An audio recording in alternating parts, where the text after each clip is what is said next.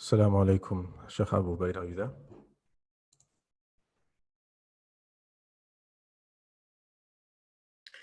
وعليكم السلام ورحمة الله وبركاته. How are you, Sheikh? الشيخ آدم كيف الحال؟ Alhamdulillah Rabbil Alameen. Very happy. Tonight was incredibly beautiful. Yeah, definitely. These surahs are very, very special. نعم نعم no بارك doubt الله about فيك. them. تفضل فضيلة الشيخ. أعوذ بالله السميع العليم من الشيطان الرجيم. بسم الله الرحمن الرحيم. الحمد لله رب العالمين والصلاة والسلام على أشرف الأنبياء والمرسلين نبينا وإمامنا محمد وعلى آله وأصحابه أجمعين. أما بعد فالسلام عليكم ورحمة الله وبركاته. Surah Hud, Allah subhanahu wa ta'ala explains how he subhanahu wa ta'ala took into account civilizations. So they were communities, societies, nations, and civilizations. They lived for a long time. Allah subhanahu wa ta'ala gave them prophets, Allah subhanahu wa ta'ala gave them messages, revelations, and Allah subhanahu wa ta'ala gave them chance and opportunities for them to cleanse themselves, purify themselves individually, and then cleanse themselves and purify them as families, and then as communities, and as societies, and as nations, and even as civilizations, and accept the message of He Jalla wa Ala subhanahu wa ta'ala, and accept the Prophet as a prophet, and obey him, and ultimately be grateful to him subhanahu wa ta'ala for their own benefit in the coming life. But however, they disobeyed, and they arrogantly, willingly disobeyed subhanahu wa ta'ala, and Allah subhanahu wa ta'ala took those nations into account. The reason Allah subhanahu wa ta'ala mentions this after Surah Yunus is because Surah Yunus, Allah subhanahu wa ta'ala gave the last chance of, and he gave the timeline of the last chance. And this qawm, they had those last chances, they had those last opportunities, and yet they missed it as a qawm. So even when they were seeing the punishments coming, they did not believe. Even when they were seeing with their own eyes the punishment is coming, they did not yet believe, and they saw the prophets and their families and the believers leaving their nation, right? They still didn't believe until it was too late. And Allah Jalla wa Ala gave, for example, Nuh alayhi salam's own son. Allah subhanahu wa ta'ala gave an example how arrogant they were, that even they saw the punishment, even they saw that people were drowning. And when Allah's punishment comes, the punishment of, when he talks about fire, or he talks about the wind, or when he talks about the water, he doesn't give them death straight away. You know, the natural cause and effect, he takes that away from the water itself, right? And he drowns them until whenever he wills to kill them or give them death, then death takes place. This part is missed when you talk about adab of Allah subhanahu wa ta'ala. So when Allah says adab, what he means is he takes away the cause and effect of the creation. He takes that away from the creation, and he directly, Allah subhanahu wa ta'ala, then gives the cause and effect of death. So he wills it when this individual will die. So the example of Fir'aun, for example, Fir'aun, he was going in and out of the water. Same with the regime, they were going in and out, in and out, in and out. But usually if someone was to drown, they die within, right, few minutes, khalas, or even few seconds, right? But Allah subhanahu wa ta'ala kept them drowning, kept them alive, and drowning in them until subhanahu wa ta'ala took their soul away right at the end. So this is adab. This is called adab. So it's not like simply they come, the adab comes and they die. La, Allah Jalla wa Ala takes them through that adab, that it's me who is punishing you. You did not believe in me, that I am in full control, I have the full authority, I am the, without my permission there is no movement, there is no power, it's me who you're dealing with. And Jalla wa Ala then punishes directly. So he talks about those punishment, those nations that he destroyed individually, as families, and as communities, as societies, and as nations and civilizations. And he has left signs for people to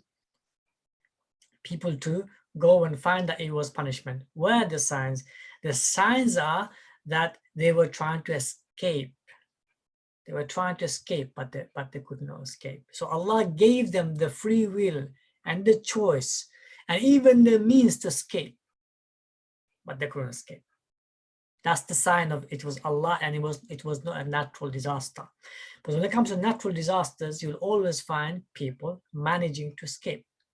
People managing to escape. When it comes to Allah's punishment, the ones who only are able to escape are the believers. That's a sign of a punishment. The only ones who are able to escape are the believers. Anyone who did not believe, they're destroyed. And that's why Allah subhanahu wa ta'ala manifests in dunya more through his punishment rather than his favors. When it comes to his favors, he manifests more towards the believers rather than anyone else. But when it comes to general people, humanity, and the jinns also, he manifests himself more through punishment. Why? Because he takes full control, full reign of the whole creation. And no one can escape except the believers.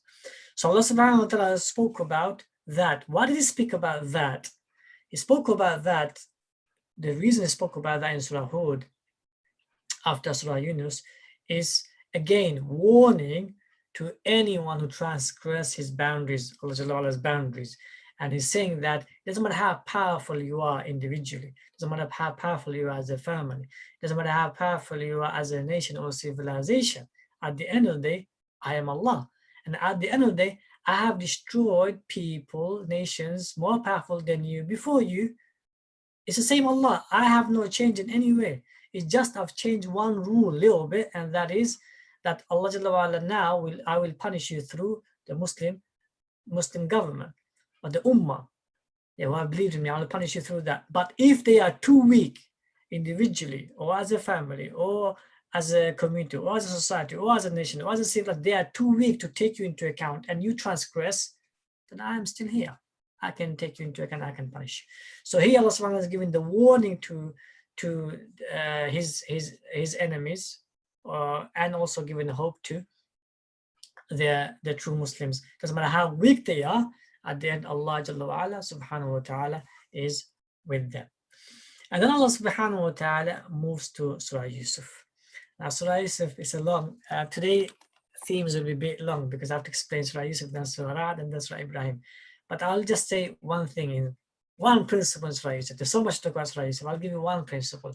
And that one principle is, the more vulnerable you are, the more Allah is with you, with his might, with his authority, with his power, with his mercy, with his grace. So I'll say that one more time. The more vulnerable you are, the more Allah is with you. Okay? So Allah subhanahu wa ta'ala, after he spoke in Surah Hud about nations and about civilizations, so he's talking about how we destroyed huge, powerful cities and so forth and civilizations. Now he's talking about individuals. Individually, if you're going through trauma, if you're going through sadness and grief, someone very close to you, someone very who's meant to take care of you, right? They are punishing you, torturing you, they are trying to kill you. So how do you deal with that? You can't say to the public, like, this person who's close to me is trying to kill me. You can't say these things to public. So what do you do, right? So what do you do? Allah now expanded on the story of Yusuf. The reason is because the most of the hurt that's caused is not caused by the outer enemy in terms of pain and psychological, emotional pain. That is caused by people in your inner circle. And usually they are your family or relatives, either your immediate family or your relatives. And thereby Allah subhanahu wa ta'ala in Surah Yusuf, that's why he gave Surah Yusuf biography in one go. The reason is because most people, their emotional pain and psychological pain comes from the immediate family or from the relatives. So Allah subhanahu wa ta'ala gave one principle in that biography of Yusuf, and that is that Yusuf as a prophet, he went through the worst of the worst crimes. He went through the worst of the worst torture, and he went through the worst of worst work, which is enslavement. Yet he did not complain, nor did he lose hope of Allah subhanahu wa ta'ala's mercy and grace, power and authority, and most importantly, relief. He did not lose hope, and nor should you. And if Yusuf can go through this, you may also go through this and more severe. But no, Allah subhanahu wa ta'ala doesn't forget, is aware, and sooner or later, if you take the right legitimate options and the best of options, sooner or later Allah subhanahu wa ta'ala's aid will come, and sooner or later everything that was hidden intentionally, people hid it, right, intentionally, will be exposed, even if it takes 40 years. Even if it takes 40 years. That's Allah subhanahu wa ta'ala. He says, Inna Allah la yudi'u ajra al-muhsinin. He didn't specify that rule in Surah Yusuf for Yusuf. So Allah generalized it. That whoever is a muhsin, whoever does good, wants good, his heart is clean, her heart is clean, they try to solve issues, they're merciful, they're generous, they're kind, they always have a door open, they always be amongst the muhsinin, right? Then, no, Allah does not forget.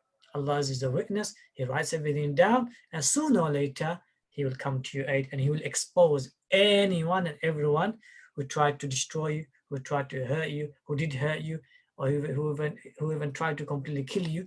Allah subhanahu wa ta'ala sooner or later will expose it in dunya life. Right? So that principle He laid in Surah Yusuf. End of Surah Yusuf, Allah subhanahu wa ta'ala was speaking about Ayyub alayhi salam, how he was able to, right, be a father figure with all of his children, even though he knew some of them were trying to kill Yusuf and Binyamin, right? And the main bonding that he had was conversing with Allah subhanahu wa ta'ala. And second, due to that conversation, but remember, he was going through so much emotional and psychological pain that he lost his eyesight. He became old and very fragile, not because of age, but because of the sadness and grief that he was going through, right? And that's why Yusuf sent his garment in order for that health for it to come back, because he became ill due to his emotional distress. So Allah subhanahu wa ta'ala began to speak now of the inner dimension of Yusuf, that he was from the muttaqin, he was from the mukhlisin, he was from the muhsinin. But now Allah began to talk about the one who was going through bigger trauma, the greatest trauma, more than Yusuf, which was the father, because he couldn't do anything, right? So emotionally, he was going through more. So how did he relieve himself? Two. One is speaking to Allah subhanahu wa ta'ala. Secondly, doing dhikr of Allah subhanahu wa ta'ala. And this theme now moves on to Surah Ra'd. In Surah Ra'd, Allah subhanahu wa ta'ala begins to speak about His power, His might, His generosity, His greatness. In detail, He begins to speak about how He, for example, there's two trees, right? One pear, one is apple. The trees, but they're giving two different fruits next to one another. The same water. You've got another one, pomegranate there. You've got another one, pineapple there. There's in between, there's flowers there, right? Same water, same fertilizer, same earth, same ground, but you've got two different vegetables, two different trees, two different plants, two different fruits. Subhanallah. Yeah, you may have even the same fruit, apple. One is sweet, one is sour. Allahu Akbar. So Allah subhanahu wa ta'ala shows His power, shows His mercy, shows His generosity in Surah Ra'd, and then He talks about the greatest verse in Surah Ra'd. Allah subhanahu wa ta'ala says, Ala bi dhikrillahi tatma'innul qulub. Yani He gives the greatest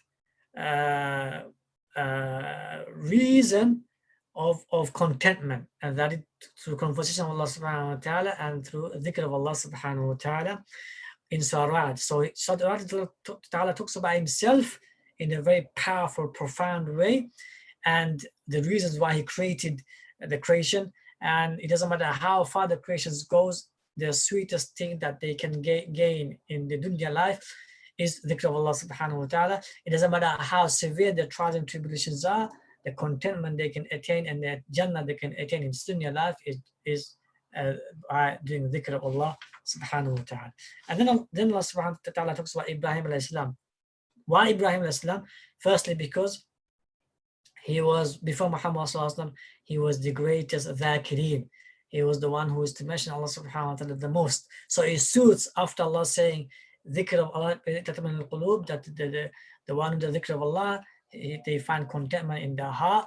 And obviously the greatest dhakirin, the one who had the greatest dhikr upon the heart and upon the tongue, was Ibrahim alayhi salam, and the one who actually expressed that more than anyone, any other human being or jinn, before any other creation, it was Ibrahim Islam. So it suits now to speak about Ibrahim Islam, and also because he was the father of Yaqub Islam, he was the father of Ishaq Islam, he was father of Ismail Islam, and he was father of, obviously, of Yusuf Islam, in terms of great grandfather.